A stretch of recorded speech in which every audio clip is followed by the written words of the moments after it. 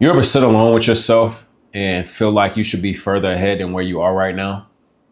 It's not because somebody else has said that to you, but it's because deep down inside, you know what your potential is. And the moment that you become aware of what your potential is, it's a pressure that you put on yourself. And that pressure turns into a feeling that you pretty much wake up with every single day. Like it follows you.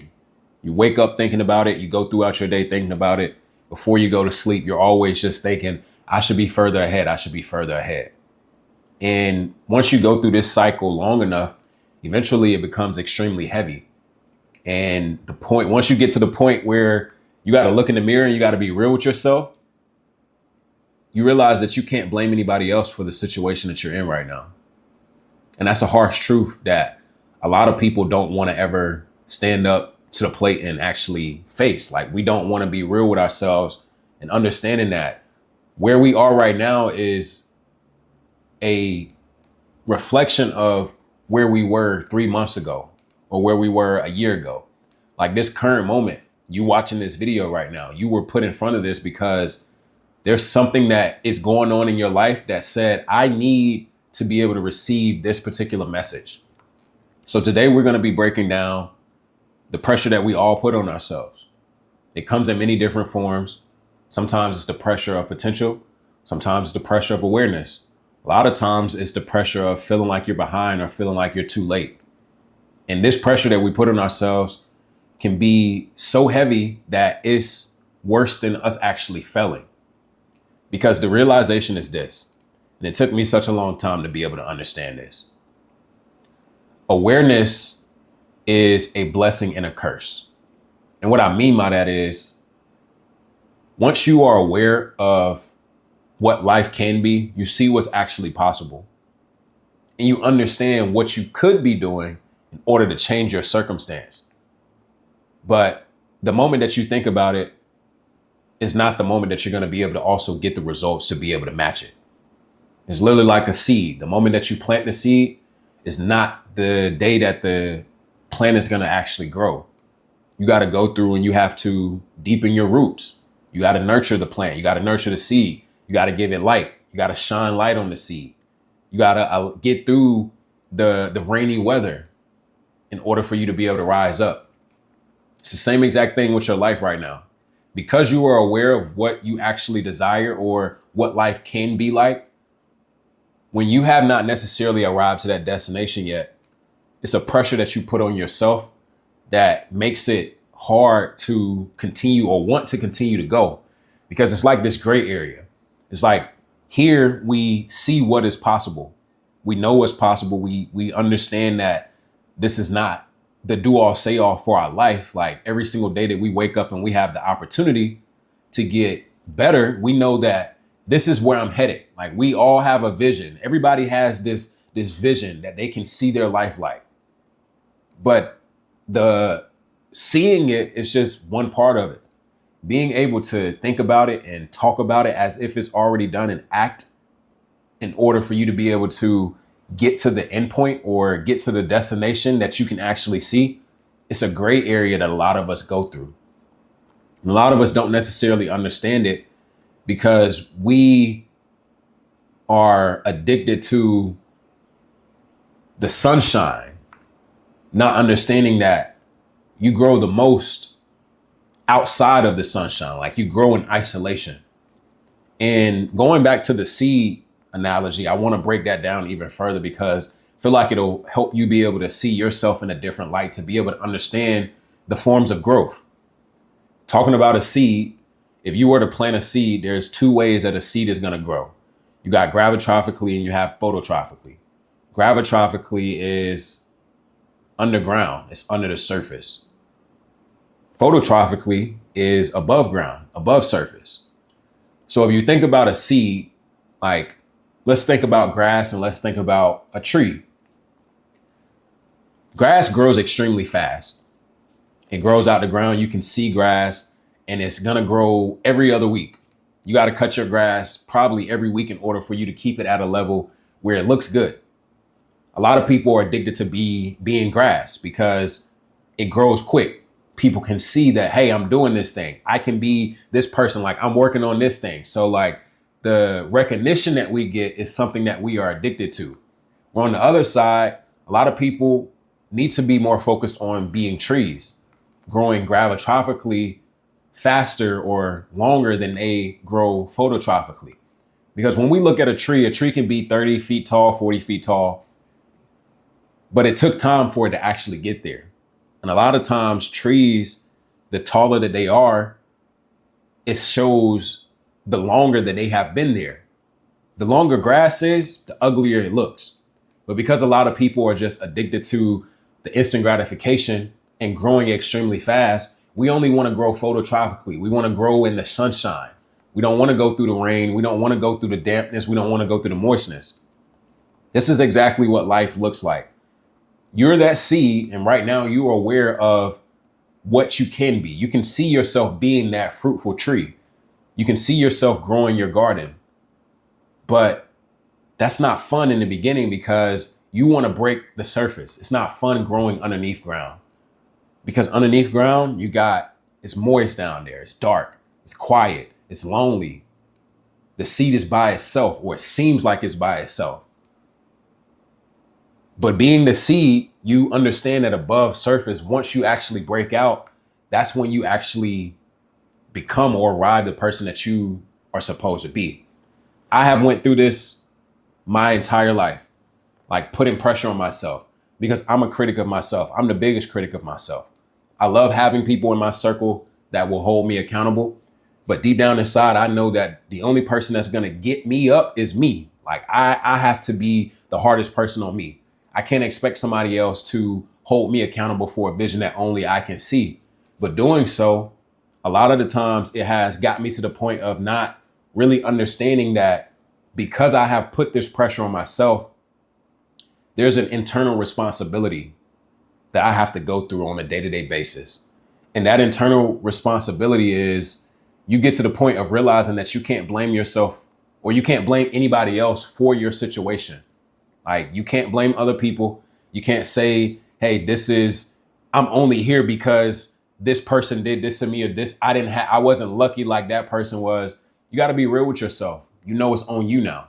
There's nobody else that's coming to save you. So that internal responsibility that a lot of us or all of us actually have, because the internal side comes before the external. If you wanted to look at the internal and the external the same way as the tree, the internal aspect is the gravitrophic. The external is the phototrophic. So a lot of people are expecting their external to change without understanding that it's only going to change if you change who you are on the inside first. So the internal responsibility is something that puts the pressure on us, because once you get to the point in life where you know that I can't necessarily blame your situation anymore, like I'm where I'm supposed to be because this is where God wanted me to be, then you start to be real with yourself and you identify what really needs to change. So I don't know where you are right now in your particular story, but if you are watching this, this is a call to action. I hope this sparks a light bulb to get you to the point of realizing that the pressure that you have put on yourself, it's an internal responsibility that you really have. But in order for you to be able to get over that pressure, you have to accept that God is not punishing you for where you are right now. Your preparation is not a punishment.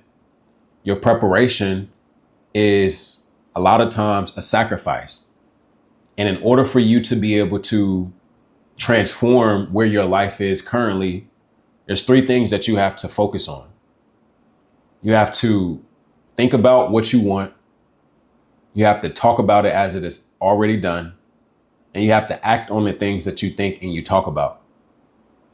And this is the reason why I said this is something that is internal, is because literally right now, like where you are, you probably thought that you would be here in some type of shape, form, like you asked to be where you are.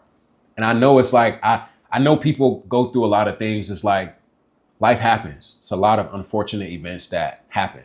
I'm not necessarily saying that if your life isn't where you wanted to be right now, it's like you prayed and wished for this. But what I'm saying is sometimes you don't realize that the same things that you are praying for Because you are so focused on the future, you don't realize that you're living what you once asked for.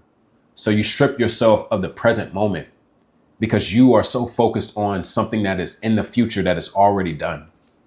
It's a story that is already written for you.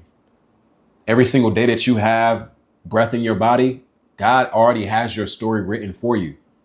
But a lot of us are so focused on chapter 30, chapter 45, and God wants us in chapter 2 or chapter 3, where we can be able to understand or identify and learn the necessities that is going to be able to help us get to the chapter 25 and the chapter 30. You got to look at life, and just something that I always do. I always just sit back and I just reflect. I think about where I came from. I think about like where I was as a kid. And as a kid, we all had to go through 12 years of school, 13 years of school. We started in kindergarten. From first grade, we went to 12th grade, and then we eventually graduated. But that's because we had to be developed. The moment that we were in this world, we were a seed that came out of our mother's womb, and it's from our father. And we were a seed that had to be nurtured. We had to be developed. We couldn't rush the process. We couldn't go from being a 5-year-old to graduating high school just because we thought about what life would look like once we get to the point of graduation. Like, we couldn't rush that time. We had to go through that time. It's the same exact thing with you for where it is that you are right now in life. I understand that you feel like life should be better. And I'm going to be real. It should be better. Like, we should always want to make our life better. But in wanting to make your life better, you have to develop yourself in order to become that person. And you can't rush time. So although you're going to have the pressure on yourself, like, I can't sit here and tell you to not put the pressure on yourself, because that would be hypocritical, because I'm going to put the pressure on myself. But something that I had to start realizing is that if I'm going to put the pressure on myself, I also have to be patient with my process and understanding that everything that I go through is preparing me for the things that I ask for. The stuff that I sit here and I pray for on a day-to-day basis, God hears me as soon as I pray for it. And he gives it to me in the form of the work. He's not giving it to me in the form of, oh my gosh, it's already done already. Like, I want to graduate high school. I'm in kindergarten right now. I want to graduate high school one day. I asked for it, so God is going to allow me to graduate tomorrow. It just doesn't work like that. So I don't know how long your timeline is. I don't know how long my timeline is. That's the one thing that all of us never really know, which is why you should feel like you are running out of time, because we never know how much time we actually have. I know I put a lot of pressure on myself. I overthink everything. And you're either going to be a person, if you overthink things, you're either going to be a person that hesitates a lot more, or you're going to be a person that moves too fast. I used to hate when my mom would always come to me and tell me that I needed to not make hasty decisions, because at the time I didn't necessarily understand what a hasty decision was. I felt like I had to be doing something and I had to be making a move if I wanted my life to change, which is also true. But the pressure that we really put on ourselves is trying to think about or control something that is not controllable, which is the future. Some people hesitate and it stops them from taking any type of action at all. Other people sit back and they move so fast that they just go through and they start and stop, start and stop. I was the person that started and stopped so much, because it's like, because I put the pressure on myself, I felt like I had to have it done right here and right now. And if it wasn't done in the timeline that I put on myself, or the expectation that I set for myself, it felt like I was a failure. And this is a pressure that we all walk around with, because you don't want to mess up anymore. Once you get to the point of feeling like, okay, well, I know that I need to be making a move, but I'm overthinking the move that I need to make. Some people get to the point of hesitating because they don't want to mess up, or they don't want to do something wrong, because they don't want to be set back. I was going through this literally just the other day. Day trading is what I do full time. And I was literally upset with myself because I had lost a trade. Like, I was furious. I was upset. Like, it felt like I lost it all. But I had to stop and reflect in that moment. And something that I always do in order for me to be able to reflect is journaling. in my journaling, I had to be real with myself and give myself the truth. The pressure that I put on myself is only a pressure because I had this expectation that this is going to be done right now, right this way. And that is like when you make plans like that, God laughs at us. God laughs at us when we make our own plans, not because he doesn't want us to have plans, but because the only person with the real plan is him. So in closing of this particular video, you're not behind, you are just aware. You are aware that you want more. And because you are aware that you want more, you know that you can do more. But in you knowing that you want more and knowing that you do more, focus on the change that you have to go through, because awareness is always going to come before the change does. But a lot of people get scared of the awareness so much of the fact that they don't change at all. Because once you become aware, you realize the problems that you have, the things that you have to change about yourself.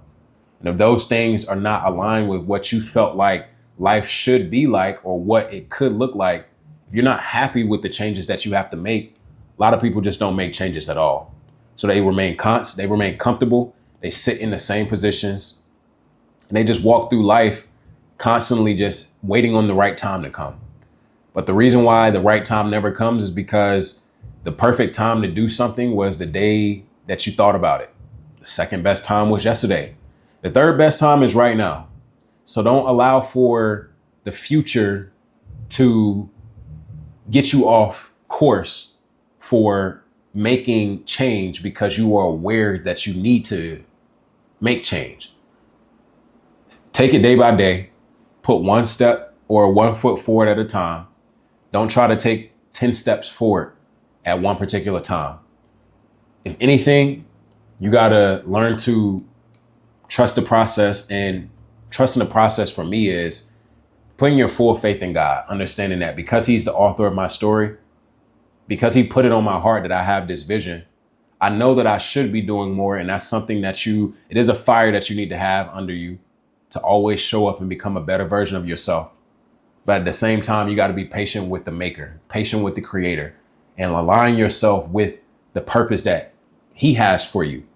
Because once you align yourself with the purpose that he has for you, you'll start to eliminate the pressure that you put on yourself for trying to get to where you feel like you should be. So that's going to conclude this video. This is a video that I needed for myself, so that's why I made it. But I want to know from you guys, if you did like it, let me know what you like best. Make sure that you share it with somebody else so they can also help. And until the next video, peace and love.